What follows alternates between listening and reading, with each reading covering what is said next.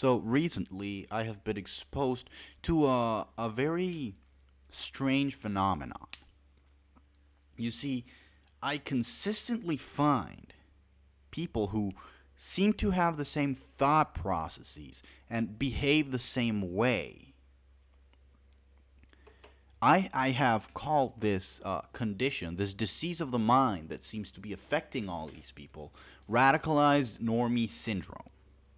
What is radicalized normie syndrome? Well, it is some kind of derangement in which a normal or quote unquote apolitical person becomes radicalized through means which do not necessarily expose them to any real political things, but rather they become radicalized by aesthetics. You may have run into these people when you deal with, for example, 15-year-old Ben Shapiro fans or 18-year-old Steven Crowder fans or edgy 17-year-old atheists. They all, despite being a very varied group, they do have some characteristics in common. For example, they have very binary views of the world. There is no space for nuance in their worldview. So, if, for example, you disagree with a radicalized normie in something regarding Israel and Palestine, they will immediately jump to the conclusion that you also disagree with them on everything else. So, the conversation might go something like this.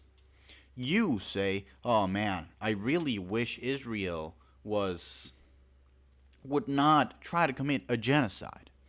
And then they would go, "What do you mean Israel is committing a genocide, huh? Are you just repeating whatever the liberal news ideologue media tells you, huh? Are you just a liberal snowflake? I bet you want to destroy men. I bet you want to abolish gender and that you wear dresses to quote unquote break gender norms, huh? I bet you're a fucking femboy. I bet you apologize for being white." And you might tell them, "Whoa, whoa, whoa, you're making a lot of conclusions about me." And they're going to be like, "Yeah, right, you're just scared to discuss real facts with me because you know I'll destroy you." What happened there? Well, they have been trained to perceive anyone who, the entirety of the group of people who disagree with them as a monolith. As a monolith of liberal wrong snowflakes who only want to destroy society and who are fucking soy boys. How do you make a radicalized normie though? That's weird, right? So they in theory wouldn't care about politics. What happened?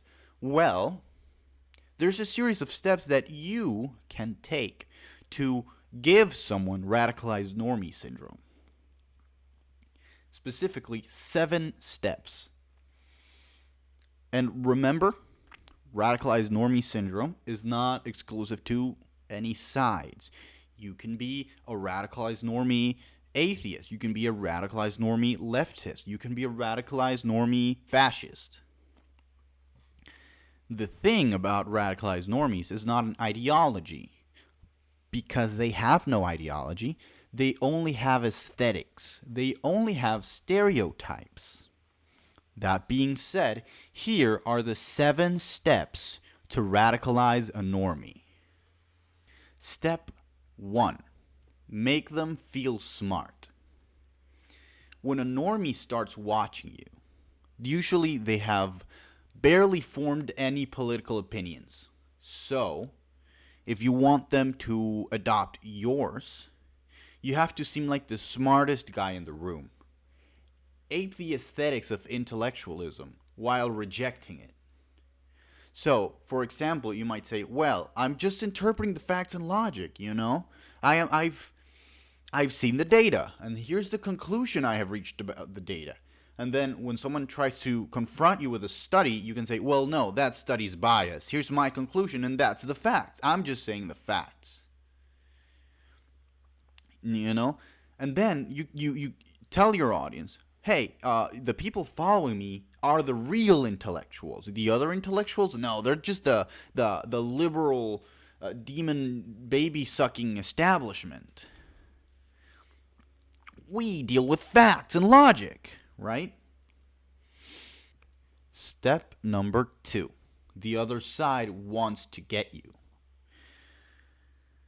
Normies, for the most part, believe the whole both sides are crazy thing. However, if you convince them that the other side is crazier, the other side wants to get them, well, you pretty much have them in your hand already.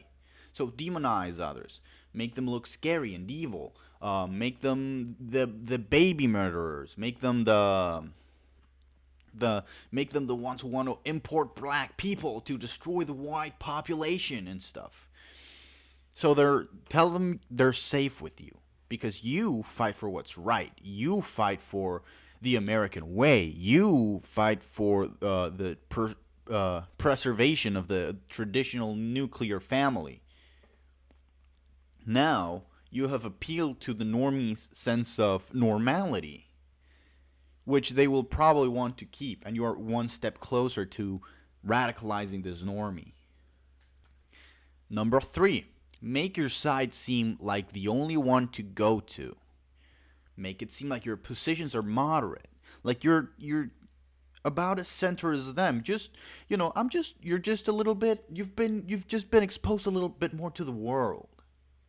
You're more experienced, and that's why you see things that way. You used to be like them. You just have more nuanced positions because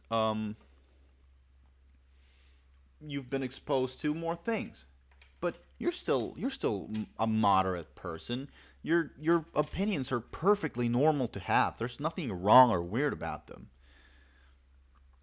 Also, make them think the other side won't take them.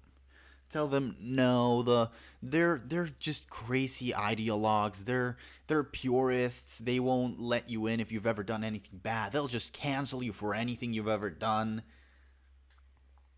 They'll be terrified. They will come running back to you. Now you for real have your normie cornered. They have nowhere else to go. They are ripe for the taking.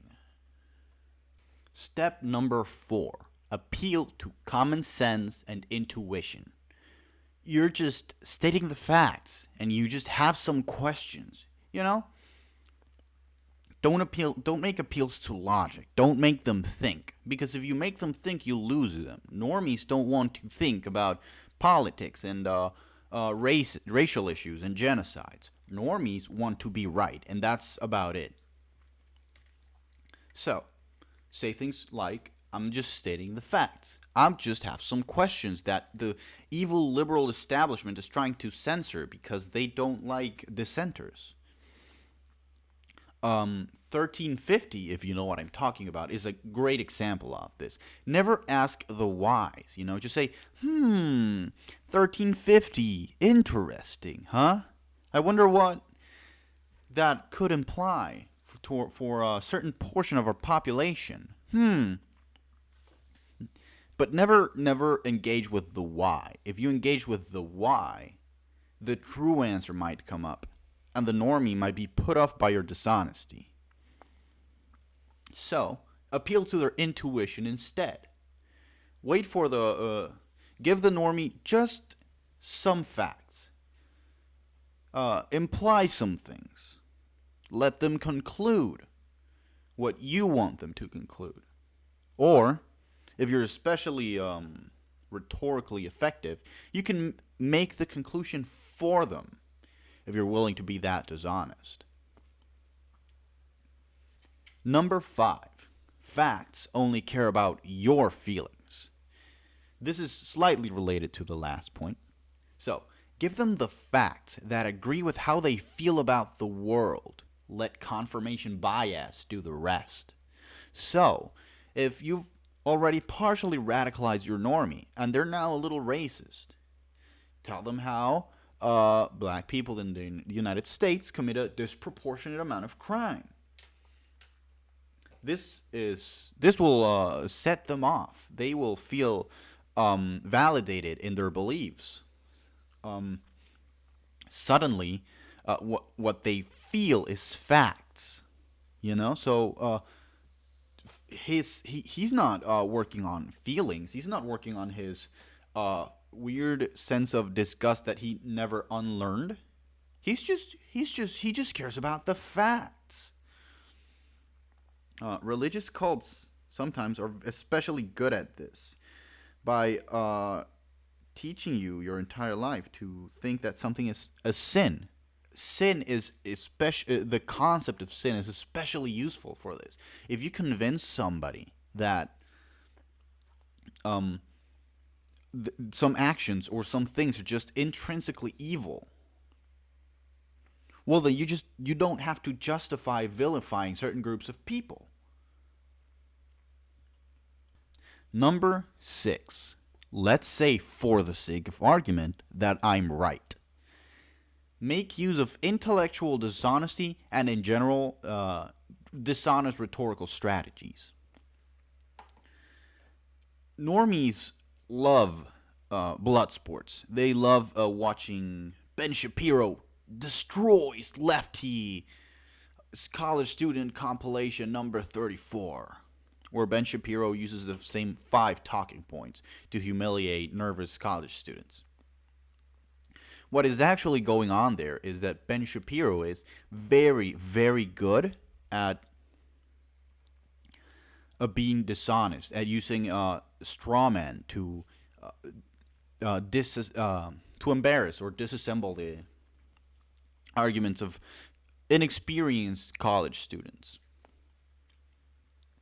If you do it calmly enough, if you do it in a way that makes you seem smart, if you behave like an intellectual while doing it without engaging in any actual intellectualism, well, suddenly you are a fucking genius. It's like, let's say, for the sake of argument, that we make guns illegal in America. Well then, let's say for the sake of argument that criminals still get guns.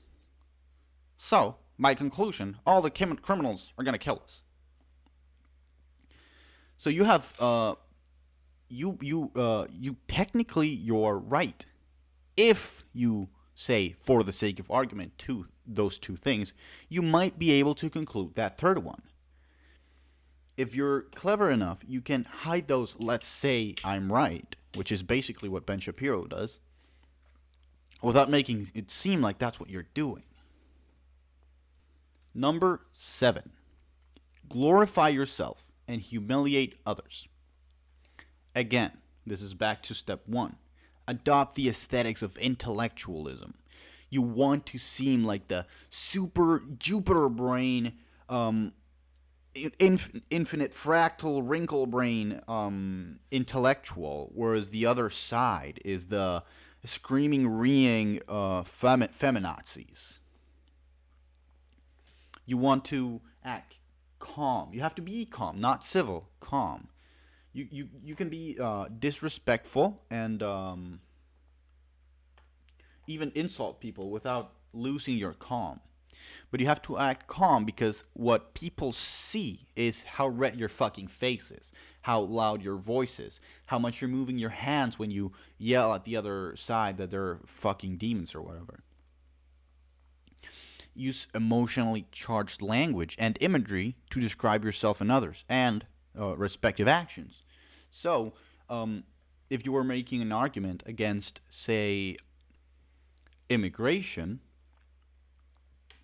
you could say, "Oh well, I just don't like people from other countries coming into my country, and sometimes someone will hire them instead of a local, and I don't like that." You can say that, but no one's really gonna give a shit. Or you can say, "Oh, it's when you import brown people from the third world, they come here and they steal our jobs and they ruin the economy and steal money from American families. You're like, holy shit! Suddenly, these the immigrants are like fucking evil demons that are here to ruin the American dream for everybody else. You've said pretty much the same thing. And here's one where the right is especially good. Make cringe compilations of the other side. This is I'm making more of a broader point. Um, make it as easy as possible to see the other side embarrassing itself. That's what I actually mean. Um, make it obvious. Take things out of context. Fucking clip things out of streams. You know, heated gamer moments are pretty common for anyone. Make cringe compilations. Look for the wildest and weirdest ones out of the bunch, and make it seem like the other side is all like that. So now you know how to radicalize a normie. Let's talk a little more about radicalized normie syndrome. Radicalized normie syndrome, as I mentioned before, usually comes with a belief that one is an incredible intellectual. You probably think that if you're a radicalized normie, you probably think that you are above everyone else. You are so clever and smart, and no one else gets your galaxy brain facts and logic takes. Usually, what they actually are is temporarily embarrassed geniuses. They believe themselves to be incredibly smart, but because of some other condition of life, they just can't show it. Oh, I'm just too lazy. Oh, just the educational system is just not for me, you know. I'm not that kind of learner. I learn more with videos. And whenever they're talking about videos, they're talking about Ben Shapiro destroys college student compilations. So, if you spot a radicalized normie, or if one of your friends falls to this disease, there's, I'm afraid, nothing you can do about it. But wait for them to snap out of it. You can wait for them to realize how much they're embarrassing themselves, and just be there for them when they finally do realize, because just not great, you know.